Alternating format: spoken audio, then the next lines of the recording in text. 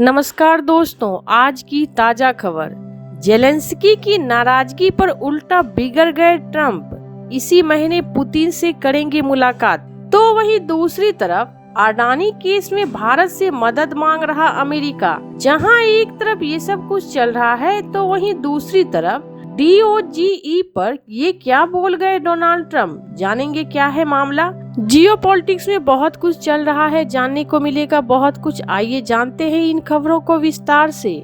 DOGE यानी अमेरिकी सरकार के डिपार्टमेंट ऑफ गवर्नमेंट एफिशिएंसी को लेकर राष्ट्रपति डोनाल्ड ट्रंप ने बड़ा दावा कर दिया है। उन्होंने कहा कि DOGE के लिए एलन मस्क से ज्यादा समझदार व्यक्ति की तलाश थी, लेकिन कोई नहीं मिला। साथ ही उन्होंने यह भी साफ किया कि DOGE के लिए मस्क सिर्फ काम कर रहे हैं और वह इससे जुड़े कोई फैसले नहीं ले सकेंगे। एक न्यूज एजेंसी में बातचीत के दौरान यह पूछा गया कि उन्होंने कैसे दुनिया के सबसे अमीर शख्स को खर्च घटाने वाले विभाग का प्रमुख बनाया। इस पर ट्रंप ने कहा, वह अच्छे हैं, मैं उनसे भी ज्यादा किसी समझदार व्यक्ति को खोजना चाहता था। मैंने बहुत तलाश की, लेकिन ऐसा नहीं कर सका। मुझे उनसे ज्यादा स्मार्ट कोई और नहीं मिला। ऐसे में हमें देश के लिए इस शख्स पर सहमत होना पड़ा। उन्होंने DOGE के काम की भी तारीफ की। उन्होंने कहा, उनका काम एग्जीक्यूटिव ऑर्डर लेना है और अपने सैकड़ों जीनियस लोगों के साथ काम करना है। उनके पास बहुत होनहार युवा है जो उनके लिए काम कर रहे हैं। इस दौरान उन्होंने मस्क के कपड़े पर भी चुटकी ली और कहा, वे मस्क से ज्यादा अच्छे कपड़े पहनते हैं, वह सिर्फ टी-शर्ट पहनते हैं। ट्रंप ने बताया कि बीते साल पहले वह मस्क को थोड़ा ही जानते थे। उन्होंने कहा, मुझे अच्छे लोगों की जरूरत थी और वह बहुत ही अच्छे हैं, वह शानदार है, वह चिंता करते हैं और वह चाहते हैं कि देश में सब अच्छा हो। DOGE ने राष्ट्रपति ट्रंप के समर्थन से कई एजेंसियों की कंप्यूटर प्रणाली में सेंध लगाई है, उनके बजट की समीक्षा की है और उन खर्चों का पता लगाया है जिन्हें ट्रंप बर्बादी, धोखाधड़ी और दुरुपयोग कहते हैं। ट्रंप प्रशासन ने कहा कि छटनी की प्रक्रिया एजेंसी प्रमुख कर रहे हैं। उन्होंने कहा कि भले ही मस्क ने छटनी की प्रक्रिया की सार्वजनिक रूप से सराहना की है, लेकिन DOGE के प्रतिदिन के कार्यों का वह सीधे तौर पर संचालन नहीं कर रहे।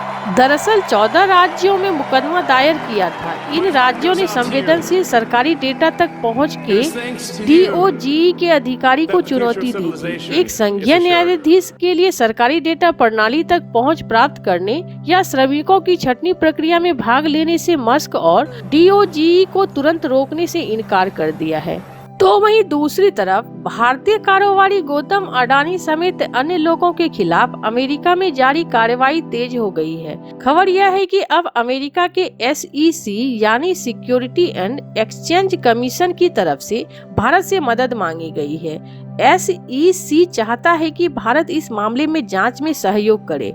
फिलहाल इसे लेकर भारतीय अधिकारियों की तरफ से कोई प्रतिक्रिया नहीं दी गई है। कुछ राइटर्स की रिपोर्ट के मुताबिक SEC ने अडानी समूह के संस्थापक गौतम अडानी और उनके भतीजे सागर अडानी के खिलाफ जारी रिश्वतखोरी मामले की जांच के लिए भारतीय अधिकारियों से संपर्क साधा है। यह मामला $265 मिलियन की घूस से जुड़ा हुआ है। आयोग की तरफ से न्यूयॉर्क डिस्ट्रिक्ट कोर्ट को बताया गया है कि गौतम और सागर अडानी को शिकायत सौंपे जाने की प्रक्रिया जारी है। साथ ही बताया गया है कि वह भारत सरकार के कानून एवं न्याय मंत्रालय से सहयोग मांग रहे हैं। बीते साल नवंबर में अडानी समेत अन्य लोगों पर आरोप लगाए गए थे कि 2020 से 2024 के बीच सोलर एनर्जी को कॉन्ट्रैक्ट हासिल करने के लिए 2000 करोड़ रुपए से ज्यादा की रिश्वत दी गई है।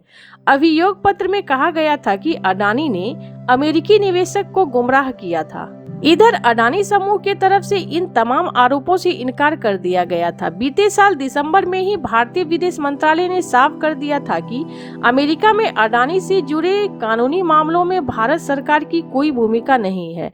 मंत्रालय के प्रवक्ता रणधीर जायसवाल ने कहा था, यह कानूनी मामला है जिसमें निजी कंपनियों और लोग और अमेरिका का न्याय विभाग शामिल है। जहां एक तरफ ये सब कुछ हो रहा है तो वहीं दूसरी तरफ अमेरिकी राष्ट्रपति डोनाल्ड ट्रंप ने मंगलवार को कहा है कि वह इस महीने रूसी राष्ट्रपति व्लादिमीर पुतिन से मिल सकते हैं। इस दौरान ट्रंप ने रूस और यूक्रेन के बीच जारी जंग को खत्म करने के लिए सऊदी अरब में अमेरिकी रूसी अधिकारियों की बैठक में यूक्रेन को नजरअंदाज करने पर भी बात की। ट्रंप ने कहा है कि यूक्रेन के राष्ट्रपति के पास 3 साल का समय था और वह इस दौरान बातचीत कर इस जंग का हल निकाल सकते हैं। आपको बता दें कि मंगलवार को अमेरिका और रूस के बीच हुई बैठक में यूक्रेन को शामिल न करने को लेकर यूक्रेन के राष्ट्रपति जेलेंस्की ने नाराजगी जाहिर की है।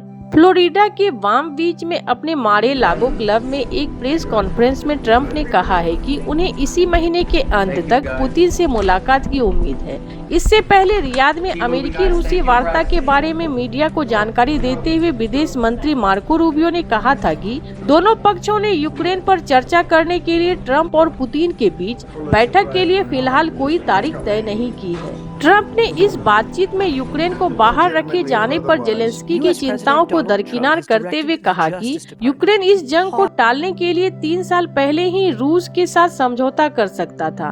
ट्रंप ने कहा, आज मैंने सुना वो हमें बुलाया ही नहीं गया। आप 3 साल से वहाँ हैं। आपको इसे खत्म कर देना चाहिए था। आपको इसे कभी शुरू ही नहीं करना चाहिए। आप समझौता कर सकते थे। वहीं ट्रंप ने रूस की एक और चिंता पर हाँ में हाँ मिलाया है। ट्रंप ने कहा है कि यूक्रेन में चुनाव कराए जाने चाहिए। उन्होंने कहा कि यह सिर्फ रूस की चिंता नहीं बल्कि अमेरिका और दूसरे देशों की भी बात है। इस दौरान ट्रंप ने यूक्रेन जंग से निपटने के लिए बाइडेन की नीतियों में जमकर आलोचना की। उन्होंने कहा कि बाइडेन ने यह सुनिश्चित करने के लिए काम किया है कि यूक्रेन के पास रूस से लड़ने के लिए हथियार हो। ट्रंप ने आगे कहा, मुझे लगता है कि मेरे पास इस जंग को समाप्त करने की शक्ति है।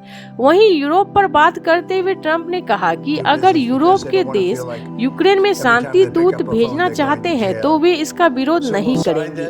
जेलेंस्की ने कहा कि युद्ध समाप्त करने के लिए होने वाली किसी भी वार्ता को न्यायपूर्ण होना चाहिए और इसमें यूरोपीय देश विशेष रूप से तुर्की को शामिल किया जाना चाहिए। जेलेंस्की ने कहा, यूक्रेन इसके अलावा यूरोप अर्थात यूरोपीय संघ, तुर्की और यूके को भी वार्ता में शामिल किया जाना चाहिए।